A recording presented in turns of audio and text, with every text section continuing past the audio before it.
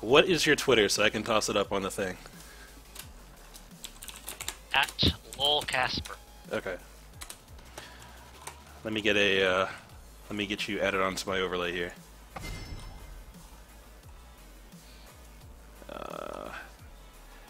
Add text. Add Lol Casper. Boom. I think I need a 5 outline.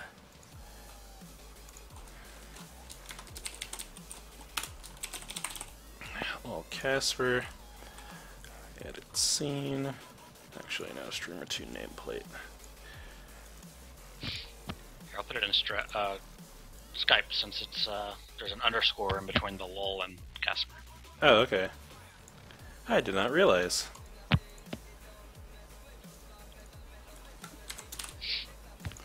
Boom, boom, boom. I just need to change font size.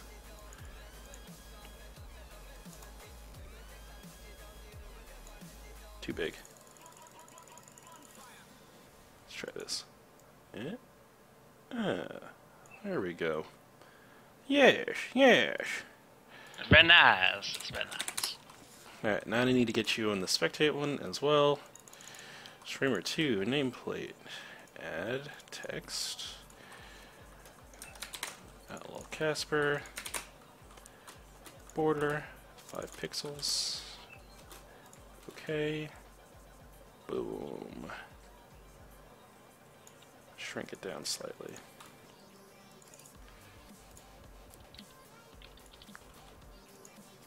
Gotcha! Alright! We're officially ready to go. Alright, so I am not in Champion Select, so I'll have to wait a little bit. Oh! You can peek in based off the stream, I guess. I've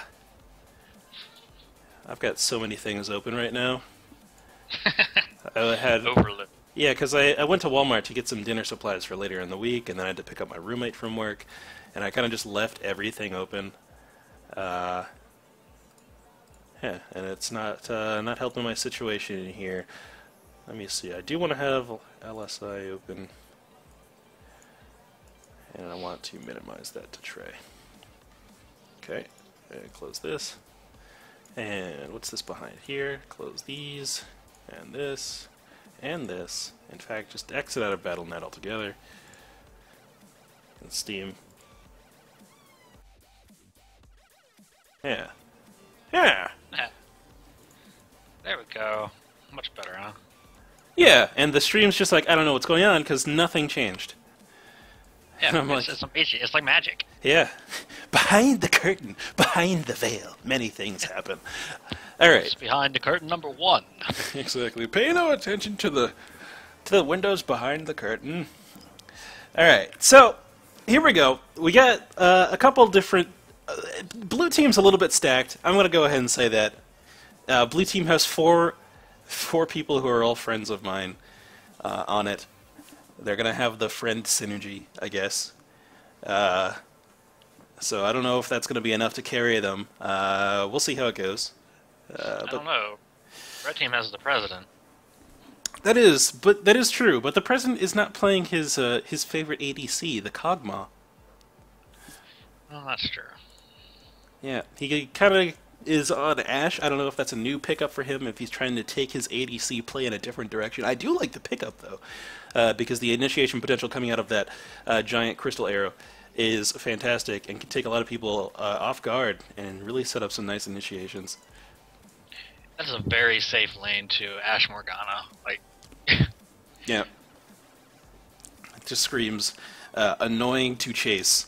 Annoying to close kills on, especially post 6. There's so many tools there for them to just disengage or lock someone in place for a really long amount of time. Honestly, the pick potential on that is pretty huge. I think that with that Morgana Ashe lane, what you're going to want to do is try to get ahead early. You know, every lane wants to get ahead early, but then Pretty much just roam as much as possible. Look for bindings, look for arrows and stuff like that. And if you can get that, you can follow it up with a lot of burst damage, depending on what they choose to pick up next. It looks like they're hovering the Karma and Cho'Gath. So those two champions by themselves, if they get some AP under their belt, they can do some significant damage in a team fight. So I'm interested to see if that's what they roll with.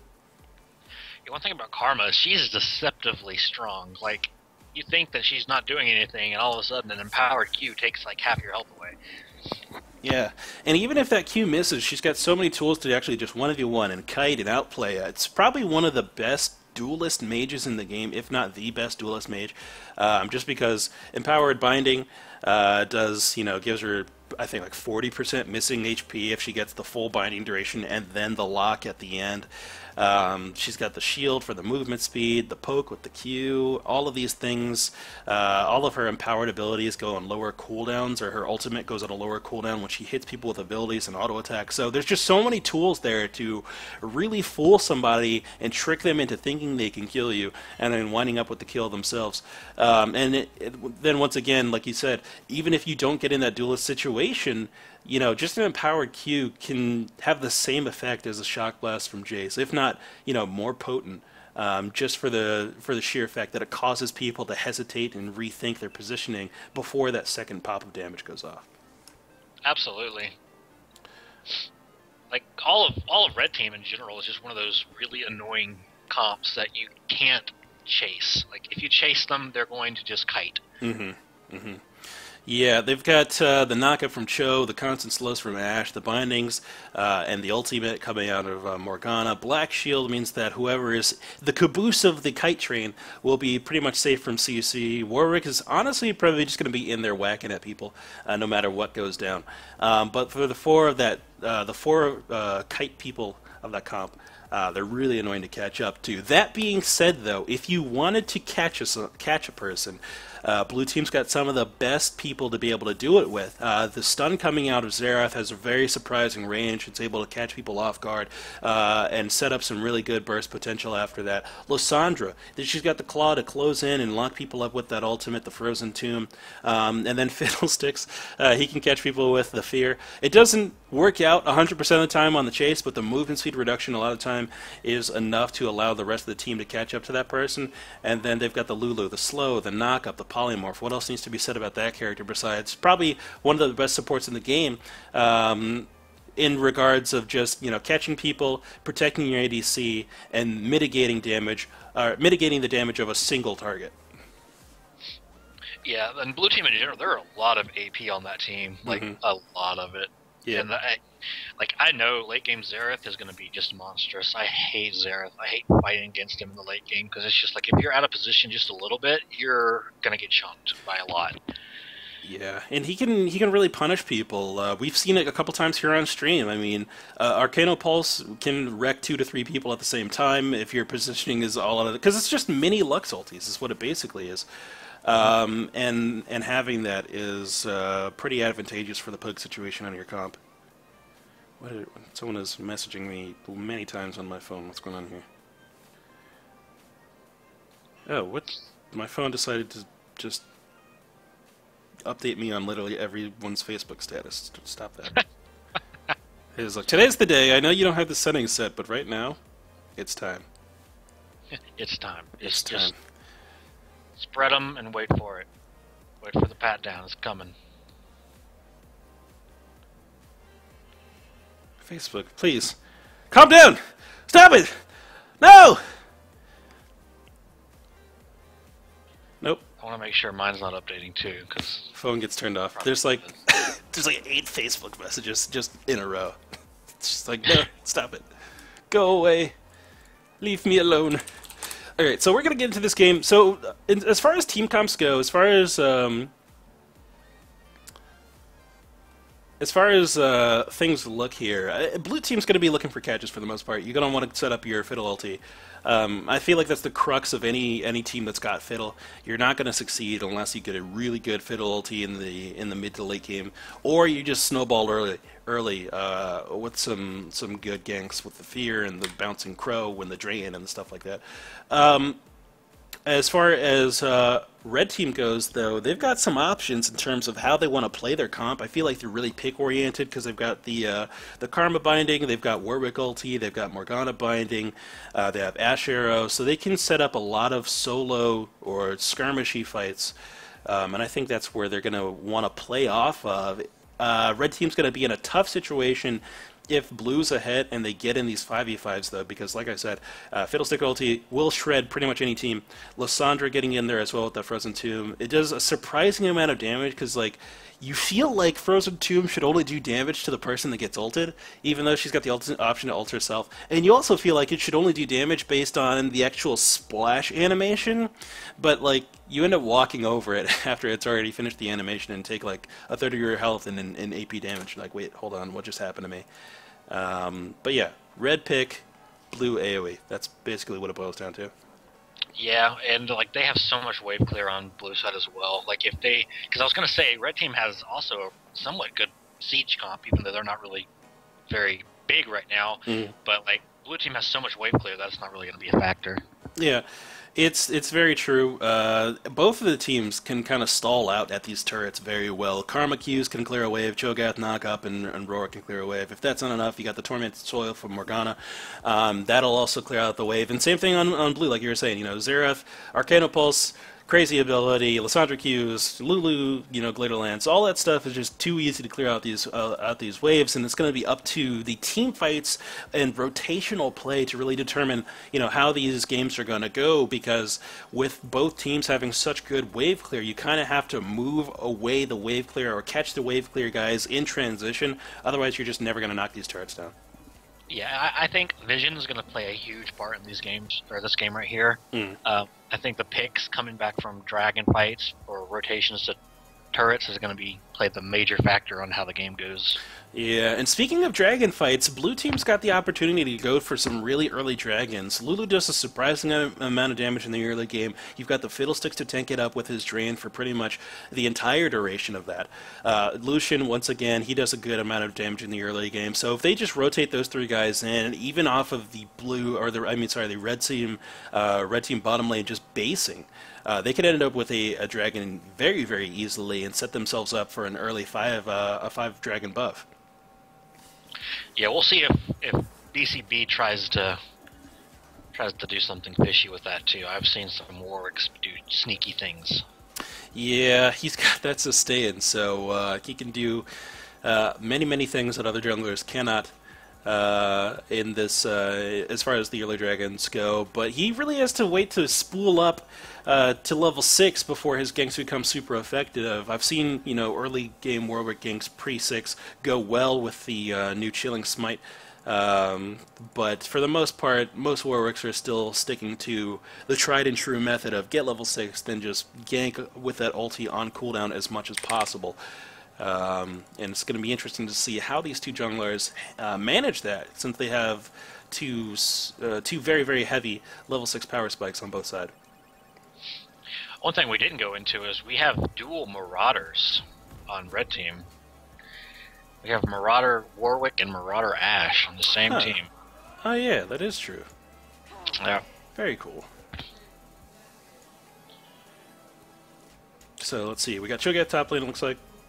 Lysandra top lane. Both of these teams just feel very AP heavy.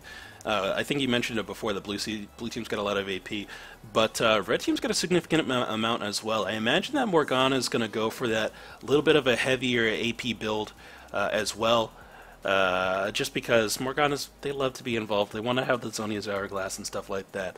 But it's magic resist is going to be the winning factor in this game. If the team fights start happening, if the 5v5s start going crazy, even though red team doesn't really want those as much, the Lock of the Iron Solari, your Banshee's Veils, that sort of stuff is going to be crucial in determining, you know, who gets crushed out and who manages to survive, because just there's a huge amount of AP on both teams.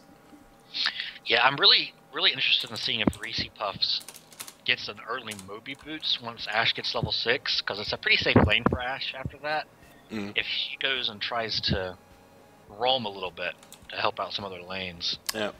So I want to take a look at some of these starting items. In the chat, it looks like DCB is telling us we got to pause at 220. Thank you, DCB, for letting us know. But Plat Senpai's got the cookies happening here from the top lane. Is that standard? I guess you're gonna play the analyst here. Is that standard for Lissandra in the top lane, or do you typically see her go like a 921 build or a 21-9? Whatever.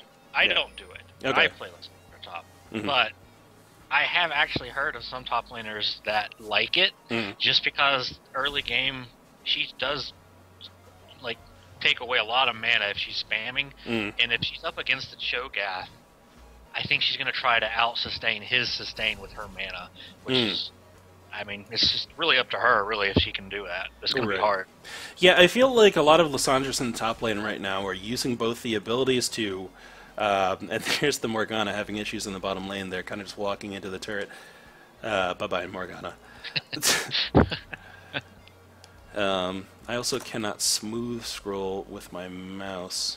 Let me rewind here. Play around with this a little bit, see what I can't do. Camera control. Middle mouse, drag scroll is set. Okay, there we go. That's better. Alright, so go back to live. I'll tell you one thing, that was a manly dive by Morgana. Oh yeah, the manliest.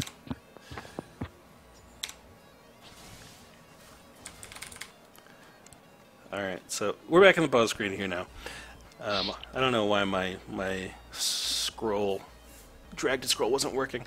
Johnny Murasame is asking, is this a community game? Yes, yes it is.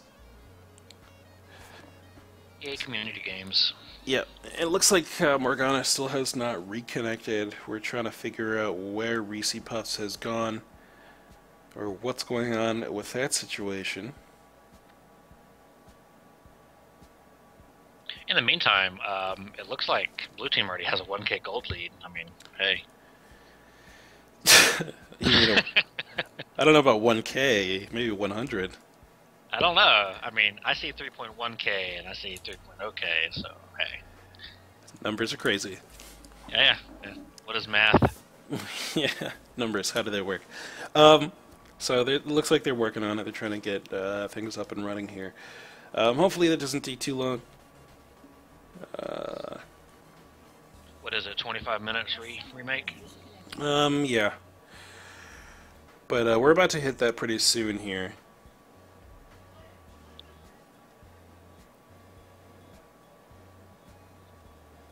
Since there is a 3-minute delay.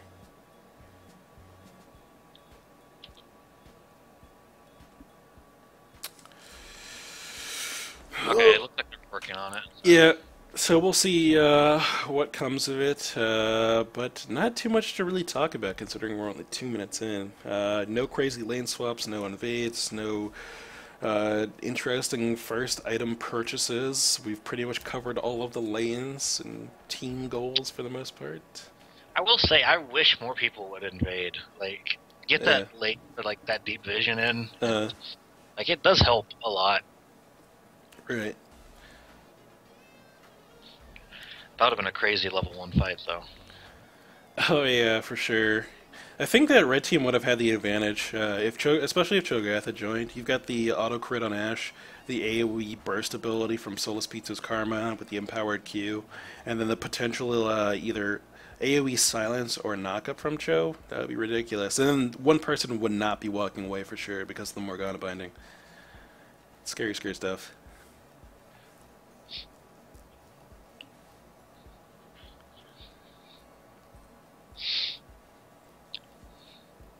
So does Cosmic still want his username back?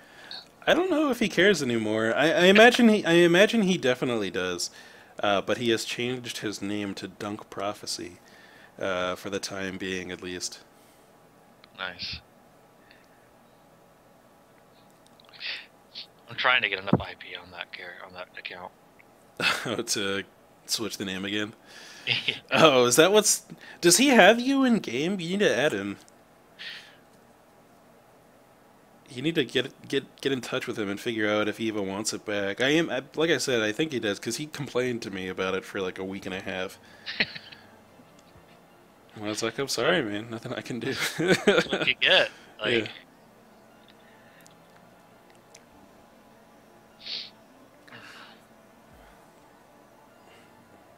All right. All right. So it looks like Morgana is back in the game. So we got 3 minutes until we are up and running. nice. Apparently, he changed computers, which is interesting. I will say one thing that's interesting. Cho'Gath actually started Q. Hmm. I know I usually start Scream. I like the poke potential with it, but I mean I guess he's trying to go for a farm or early push. Yeah. I've only played Show a couple times, but like Creeper Coffin said in the chat, I think when I did it, I went Vorpal Spikes first. I think it's got good pushing potential on it. And you kind of get free damage in there because it's unexpected range damage for melees. Though here versus a Lysandra, I think Yeah. Scream would probably be the better option. If for ranged, I go Scream. For melee, if Vorpal is would be definitely better. Yeah. Oh my goodness. 30 damage per auto attack on Vorpal Spikes. That's ridiculous damage. It is. It is dumb.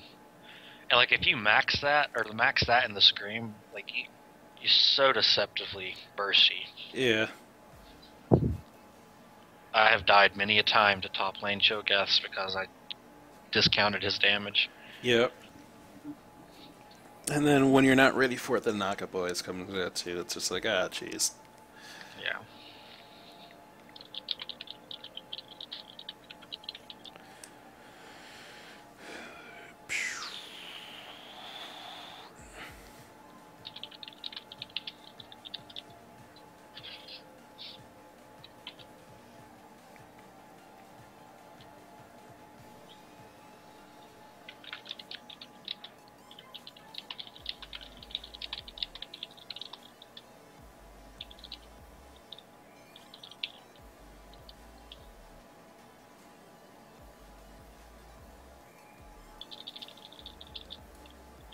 Not too much longer. Yep, hopefully not.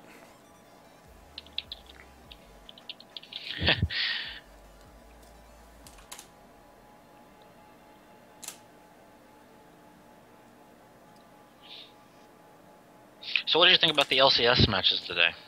I haven't watched any actually. Didn't watch any yet? Yeah, I woke up at like 2 p.m. and then played Hearthstone and didn't pay any attention to anything ever. Ah. Yeah, I needed to catch up. Oh, it's coming up on the weekend. Oh, I'm so glad I just went into the store. I bought so much roast beef. I bought like 3 pounds of roast beef and 2 loaves of bread. All I'm going to do is just make roast beef sandwiches and be a total fatty about it. That sounds like fun. Yep, it's going to be great. All right. I gotta work 16 hours this Saturday. Oh, Jesus. Yeah. What is that? I work security at Carowinds. Oh, okay. But even so, 16 hours is ridiculous. Yeah, it's pretty bad. Like, it doesn't matter what you're doing. That's 16 hours that you're not doing what you want to be doing, which for the most people is nothing. Yeah, it's rough, but meh. Yeah. I get a lot of time off on the weekdays, though, so it kind of balances out. Yeah. It's pretty good. Alright, so Morgana showed up. We unpaused. Then they repaused. They're messing with us. I want to get this game done. I haven't eaten anything today, and I would like to, I'm probably only going to do maybe 2... I'm probably only going to do 2 games today. I know that it's kind of disappointing, but I need to eat. No, you don't. I'm not a fan of eating during the stream usually, and I don't know. What is eating? Like, is that a human thing? Yeah, people do. Oh. I saw it in a movie once. Alright, so top lane. Looks like we're finally back in the game here. Let me check my frame rate. Switch windows, switch back. Minimize this. See if I can get this. There we go. Much better. Alright, so no one killed Morgana. Morgana made it out safely after that dip in the turret range. Warwick roaming down. I don't know what DCB's planning on really doing here, considering his Morg just went back to base. It looks like he's actually going to invade these Krugs. Interesting. Deep word. That's a good idea. I mean, most fiddlesticks start on the blue side, and it's a good kind of realization from DCB to say, hey, I'm going to go take his Krugs. Yeah. It's going to pick up the Krugs here, and this is awesome because if he hangs out for a little bit of time, he should be in position to perform a gank, but I guess he's going to opt to just not do it since Morgana's still level 1. Yeah, and that deep ward did catch the fiddlesticks at his red, so DCB is going to know a lot about his jungle pathing right now. Yep. Top side of the map looks like Mavelinus and Platt Senpai are getting some good exchanges down between each other. And it looks like they're just going to back up off of that one. Platt's going to be careful here because, honestly, if he keeps letting Cho'Gath trade with him like that, he's going to get out-sustained pretty hard. Yeah, he's already down all of his rejuvenation beads. Yeah. Oh no, he has one more. He has one left. Yeah, he's got one more biscuit left to go. But George P. doing the best he can to hold this lane down while Morgana catches up in XP. He's a little bit low in HP, and I don't know if he's going to be able to stay in here too long. Problems in the Hurricane could definitely go hyper-aggressive if they wanted to, especially knowing that that Tormented Soil is down, as well as the Binding. If I was Problems, I would have dashed in already. It looks like Karma's in trouble. She's in trouble. Yeah, top side of the map, Solus Pizza doing his best to get out of the situation. He makes it, but it's going to be Mavelinus who's now caught out. Actually, Karma does a fantastic job of turning around and looking delicious, just causing P-Tux to turn around and throw the blow-up animal at him. Yeah, if Lysandra had responded a little bit faster than that, I think that would have been more than a blown flash there. Yeah, it could have potentially been a kill for sure. Binding comes out in the bottom lane from Reese Puff, goes down onto Problems, and he doesn't follow it up with too much more damage for fear of that double shot coming out of Lucian. You always have to be wary of that passive because it just does so much damage at pretty much every stage in the game. Yeah, that passive is dumb. It's like even with the reduced range on his auto attacks, like that passive is still just so good. It really is. Just getting the two times on hit effects. Super, super nice. Platt Senpai trying to hold his own up here in the farm. He's going to be able to do so, but if Mavelinus can pick up the rest of these minions, he will be ahead just a bit. Oh my goodness, beautiful farming on his part. Yeah, he's doing really well on this Cho'Gath. You can tell he's definitely played this before. Yep, Platt Senpai going aggressive here. Double knock-up on P-Tux and Platt Senpai, though. And he's going to be able to walk away from the from that fight using his flash to get away. Very well played on his part to get out of that. And honestly, he's just in a situation where he's not too low. He can't really dive him because Platt Senpai doesn't have enough mana. P-Tux doesn't have his ulti, so he can kind of sustain back up here, but he has to be wary. If he does choose to do so, he's going to be behind in laning power, considering that Platt's going to burn this teleport. Yeah, but Cho'Gath sustain is pretty dumb. Yep. It's actually retardedly dumb. Yeah. If you've got the damage, you can stay there forever. Mavelinus getting taken very low, though. Platt Senpai going hyper-aggressive here, and has the right to. I mean, he's gotten that power spike from going back to base, he's got plenty of mana, and he's full HP, so there's no reason to not put the pressure on. Yeah, it looks like both top laners are just going to burn their teleport summoners to get back to the lane. Yep. But Cho'Gath did pick up that catalyst, so that'll just going to help a lot. Yeah. He's going to have a lot of sustained power in this lane. Combining that with the passive, he looks like he's actually trying to salvage. Nope, he doesn't manage to save the TP. He's going to go ahead and pour it right in there. P-Tux shows up in the mid lane, turns right back around at the side of DCB, and gets frightened right back into his own jungle there. Mid lane, all the bits under pressure as Solus Pizza has poked him under his own turret. Good roam coming out of Platt Senpai, throws down the Frozen Tomb and picks up first blood after from a roam in top lane, and that's some of that mid lane experience coming out there. Platt Senpai plays a huge amount of mid lane, and he knows exactly when it's time to show up in another lane to make a play happen.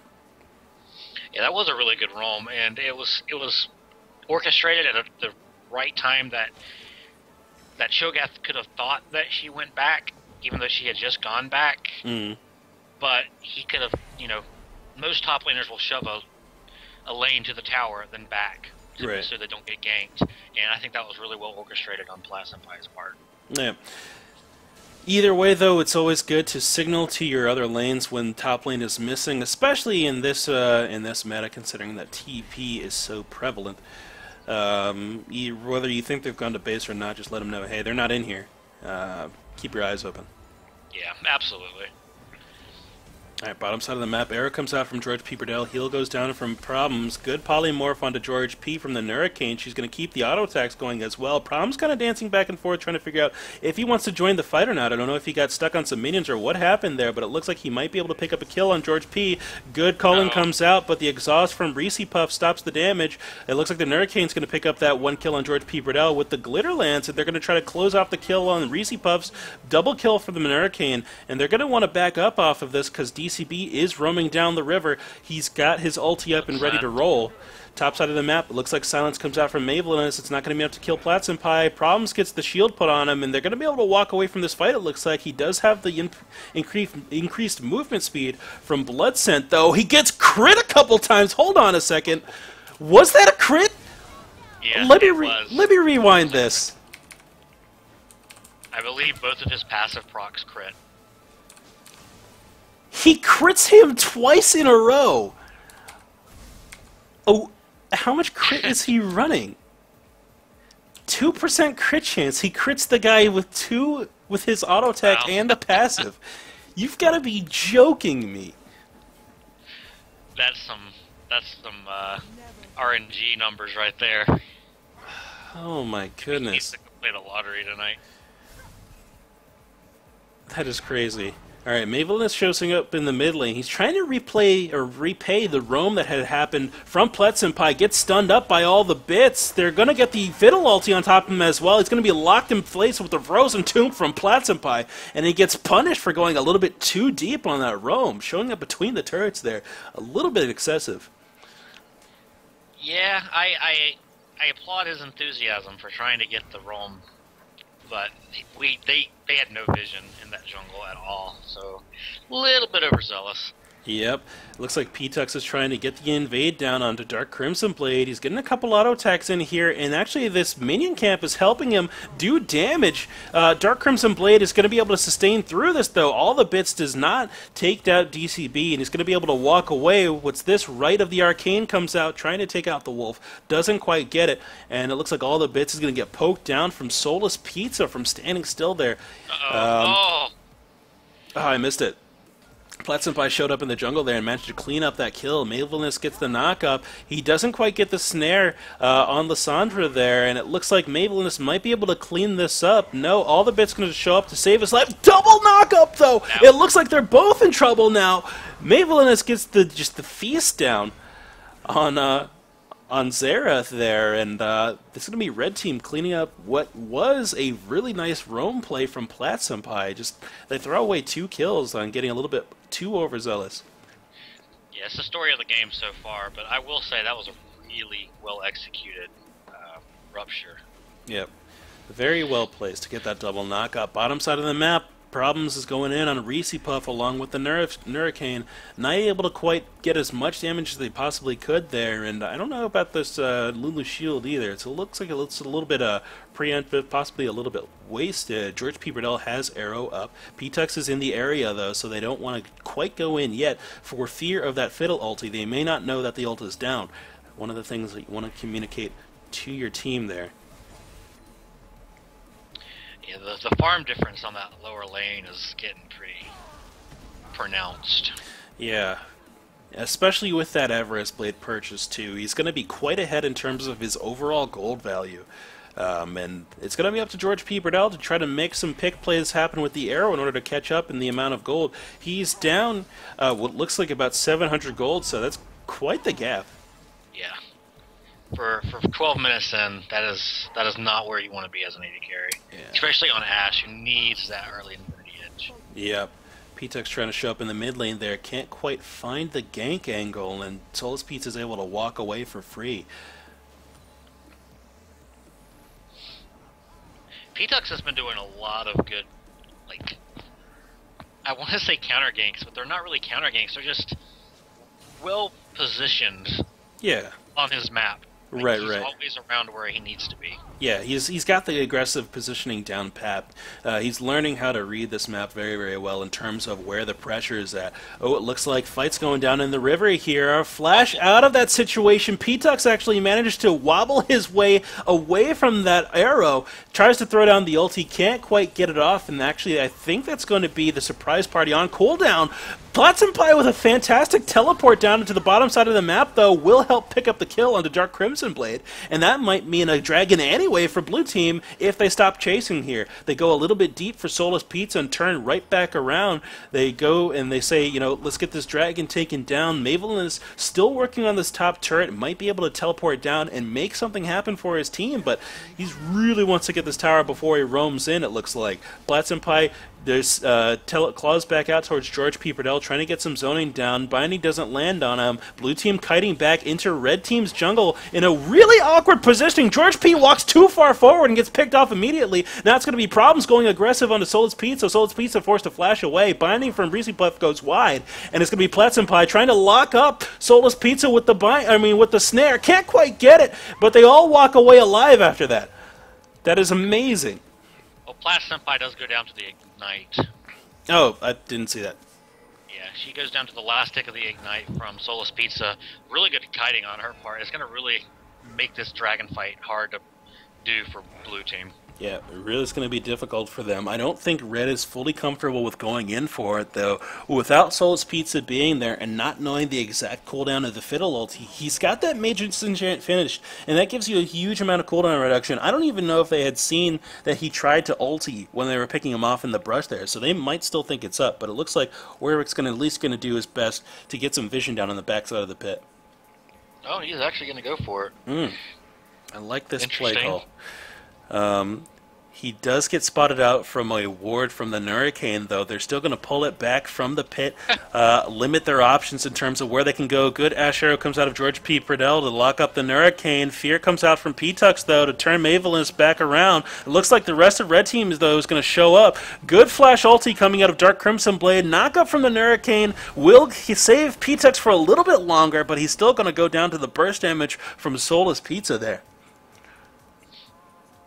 It looks like top lane is going to get kind of pushed in by Plat Senpai. Yeah, doing his best to try to respond to that early turret pressure that came out from Mavelin. Yeah, that was a really good call by DCB. He kind of saw that they were all low from Blue Team and they had to go back.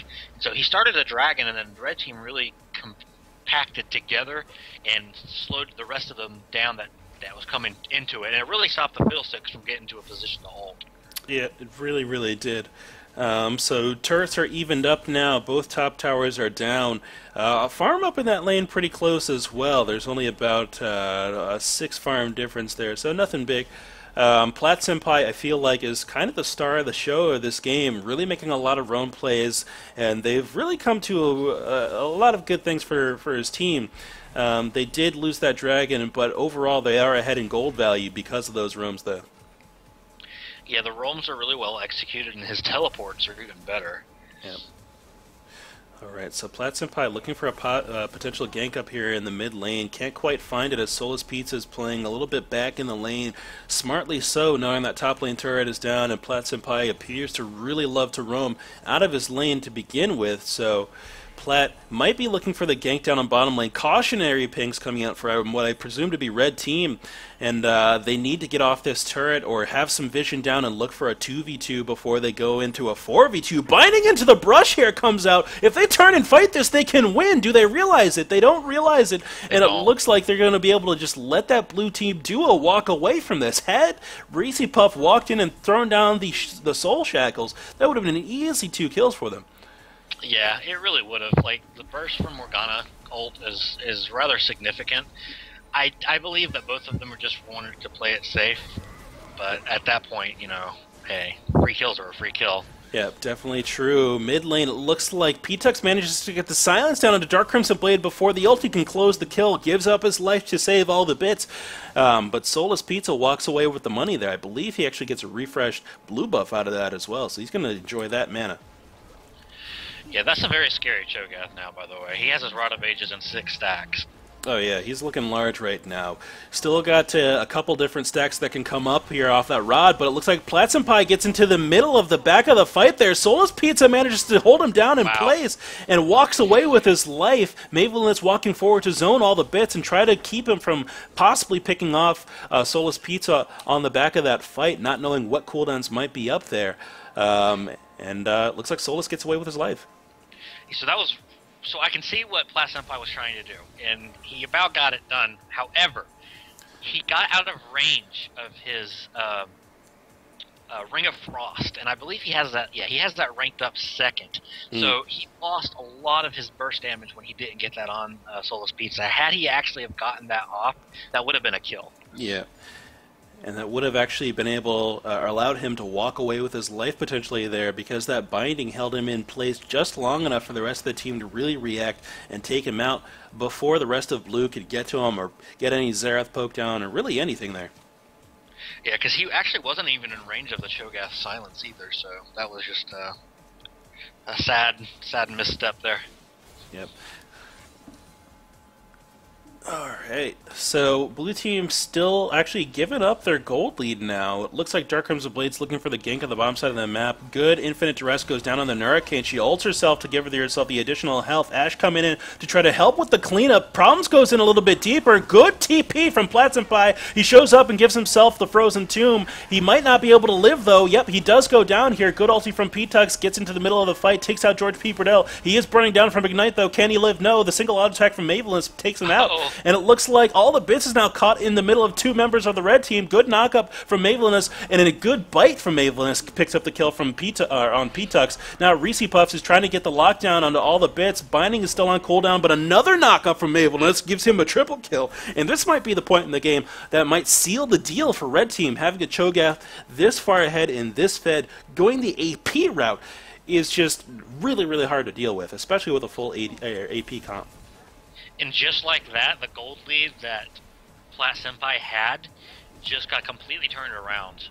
And that is not good, because he has been somewhat carrying the early game fights for Blue Team. Yeah, his roam and his pressure, and I assume also his play calling, because it feels like everyone's pretty much ready to react for the most part when he shows up.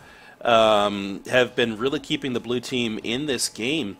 And having Mavelinus as big as he is right now is a real problem. He's going to be able to do so much damage here. Flash forward there is not going to do much for them, and it looks like Platzenpai is going to be able to claw his way out of this one. Turns around and gets the slowdown. Good snare as well, but it looks like Warwick's a little bit too quick. Self-ulti on the Frozen Tomb is going to allow him to live for a little bit longer. I'm not sure if it'll matter, though. Good silence from Mavelinus allows him to prevents him from using the claw to get out. P-Tux walks up. Good silence bounce takes them low. It looks like they might be able to turn around right of the arcane from downtown. From all the bits, picks up a kill on Karma there. Reese Puff shows up late, trying to see if he can pick up a little bit of something on P-Tux. Can't quite find it.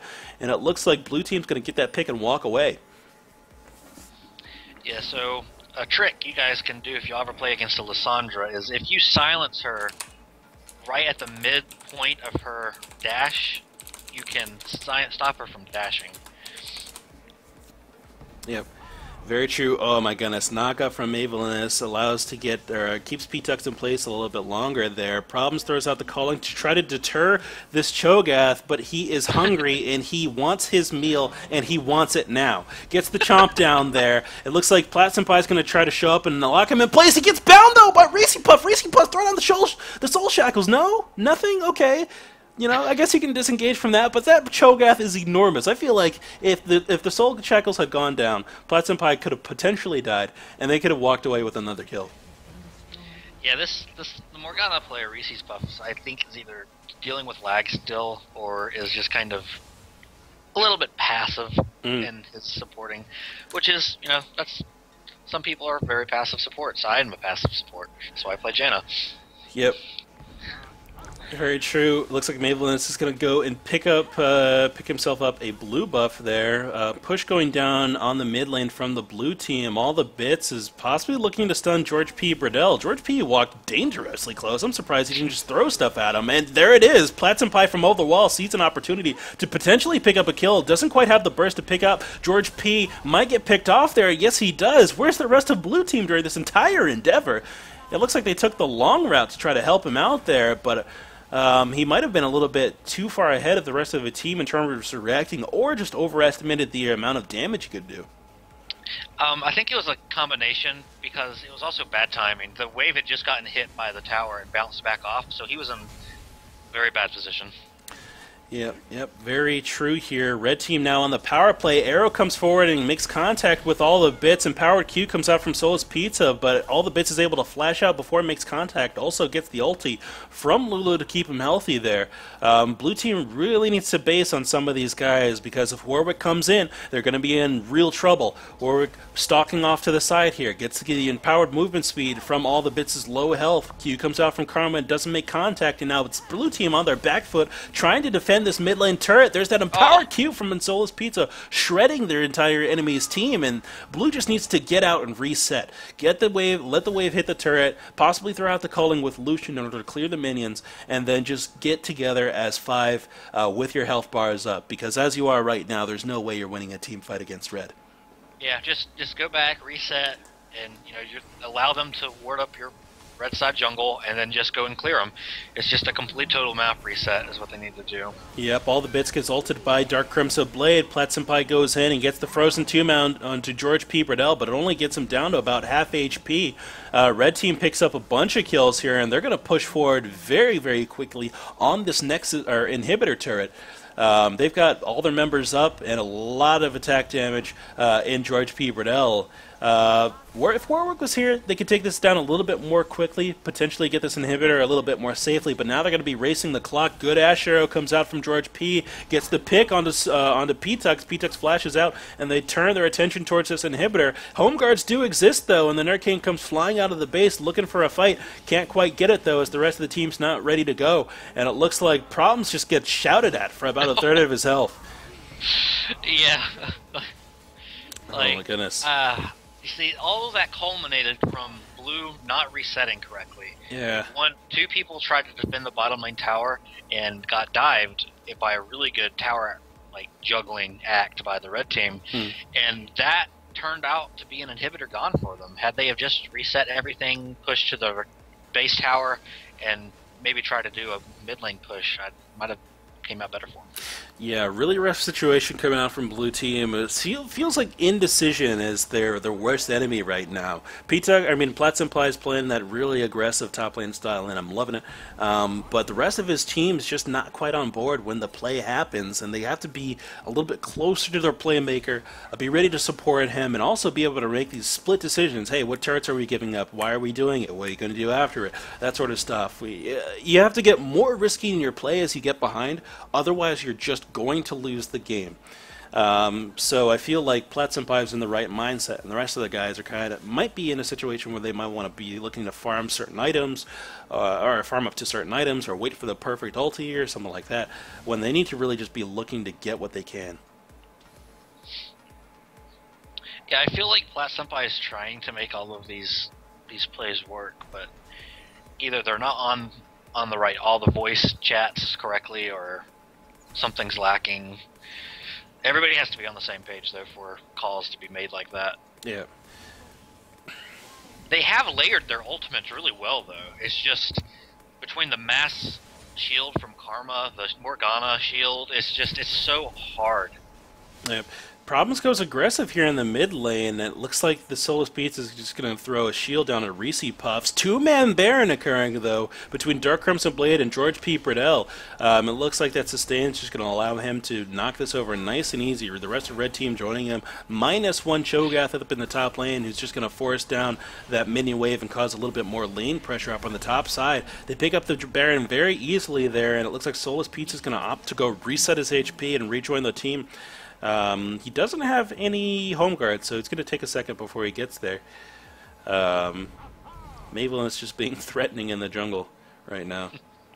That was a really good example of the president and his Secret Service doing their jobs right there. Yep. All right. Flash forward from Dark Crimson Blade onto Problems, takes him very low. He doesn't get zeroed out completely. Problems turns around and gets the auto attacks down rather than completely running out of the fight. I love it. Nuraking gets taken low, but the Lulu ulti on her is going to keep her alive. All the bits is now walking forward, looking for the kill onto George P. Burdell, but it's going to be Problems from the backline with the piercing light, who finishes it. Oh my goodness! The clutch heal from Problems actually saves his life there, and he's still turning around, looking to see if there's anything else he can do here, but it's going to be Cho'Gath dying to Xerath and the help of the laser from the turret, and that is already 3 Baron buffs off of Red Team off the back of that hyper-aggressive ultimate coming out of Dark Crimson Blade. Yeah, DCB, his mind got a little bit too big for his mouth there. And Yep. Problems stepping forward to try to get a trade down on Solus Pizza. Actually takes an empowered Q to the face for half of his HP. This Karma's doing so much damage there with that Rabadon Seth Cap double blasting one pickup. He wants the AP power spike and he wants it now. Plat Senpai looking for the frozen tomb. Solus Pizza flashes out though. Well done on his part to stay out of the range of that ulti. Otherwise he was definitely going down, and they need to keep these Baron buff minions up if they want to push in. Meanwhile, DCB is taking the 3rd dragon. That is going to be really good for Red Team if they can grab this. Especially with the kitey comp that they've got going on. That movement speed's going to make them all the more annoying to focus down and kill. So that's really, really good for them. Yeah, it looks like someone is approaching a 9k gold lead soon. Yeah. Alright, so big team fight going down here. P-Tux and Nuraking go down fairly easily. Looks like Problems goes down next, and Plat Senpai the last one to go down at the tail end of that. Very easy team fight, it felt like, for Red side, and Mavelin's is just going to tank up the turret here without a care in the world. As long as George P keeps firing away arrows, he's going to be fine to tank this thing up. Swapping aggro to Dark Crimson Blade on the tail end of it there, though. And that's going to be the second inhibitor going down on the blue side of the map. Red Team going to be able to disengage from this. Right of the Arcane, not enough damage to take out Mavelin as he's too big, 2 in charge, and it looks like Red Team might look towards a possible Nexus turret. They've got split focus, though, so they might just get nothing out of this. Auto attacks going down onto Narcane. Looks like Ultimate comes out of P-Tux. They get that bottom inhibitor refreshed so they can get these super minions down. Stun Bubble goes out from all the bits. Not going to be enough. George P just kiting forward aggressively, taking out Problems. And it looks like with those 2 members of Blue Team down, I don't know if Blue can really defend the base. Dark Crimson Blade looking to take out this last Nexus turret. He's got the shield from Karma on him, and that's going to mitigate a huge amount of this damage. Empowered Q goes down into P-Tux. It's not enough to actually take his health bar down, and he's going to be able to flash out of it. Plat Senpai shows up and picks up a double kill! Dark Crimson Blade gets taken super low, and it's going to be the minions as well as Xerath who clean up the last piece of that. Good play on Plat Senpai to push Red back just a little bit more. Blue is still not out of this game. I feel like if they get the Wombo combo with Plat Senpai and P-Tux on a really good ultimate, off some mispositioning on Red Team, they can start to make a really strong comeback. Yeah, they gotta synchronize those Zanyas. That's gonna be the key to their team fight, is synchronizing the Zanyas so that the target or the change of targets is going to have to go crazy. You're right. And it's all about the miscommunications for Red Team. If they can make them hesitate, they're going to win the team fight. But, again, the shield from Solus Pizza and the Morgana Black Shield is doing so much work. Mm-hmm. Like, I can't emphasize it enough. It's just, Solus Pizza is playing this Karma really, really well. And the mass shields are perfectly on point, stopping a lot of the burst damage. It's really hard to be Blue Team right now.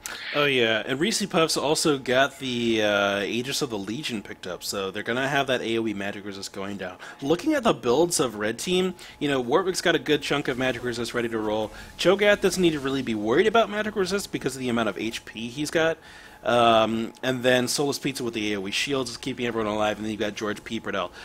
He's got that QSS ready to roll, able to cleanse the fear when it goes onto him, or maybe even the Lissandra ulti, just depending on what kind of CC he gets hit with, and then that's also going to help him mitigate some of that AP damage. So the builds for Red Team are pretty well tailored to handle this AoE team fight coming out of Blue. Yeah, and George, the president, has kind of stepped into the role of the support AD carry. Yep. His arrows for most of the game have been really, really on point here. I think probably the last 5 have made contact on a key target and resulted in a pickup. All right. One thing I want to point out is Solus Pisa did go back and pick up that sorcery and shoot as well, so she's going to be hurting towers. Oh yeah, that's true. Sorcery, so strong. But it looks like Red Team trying to get their siege on this top side of the map here. P-Tux actually gets flashed on by Dark Crimson Blade and knocked over with the burst damage. That is the exact person they needed to take out if they are looking to defend or push into this base. Plat Senpai goes deep, looking for a kill on the Solus Pizza. With him and problems, they do manage to pick it up, but Maybelline was just too big and too in charge to let him walk away with his life, and they're going to close out the game now. Dark Crimson Blade already whacking away on that turret. Yeah, again, even with the spite thrown around a lot of different places, it was still just, they were so far ahead at that point. It was the done game. Yep. I believe that was almost a 10k gold lead at the end there. Yeah, it's yeah, it was a 14. What looks like a 14k gold lead. So huge gold swing there. It's unfortunate that early pressure coming out of the Plat Senpai didn't really come into fruition for them, considering that the roams were just so crisp and so well timed. They just needed to get a little bit more together on those play calls, and if they had that, they would have wrapped that up very, very quickly. But just some miscommunication going on, as well as some very well-timed ultis coming out of Dark Crimson Blade and the rest of Red Team. Ash arrows all over the place were on point, so just well played to turn that one around. And I'm going to go ahead and get this second game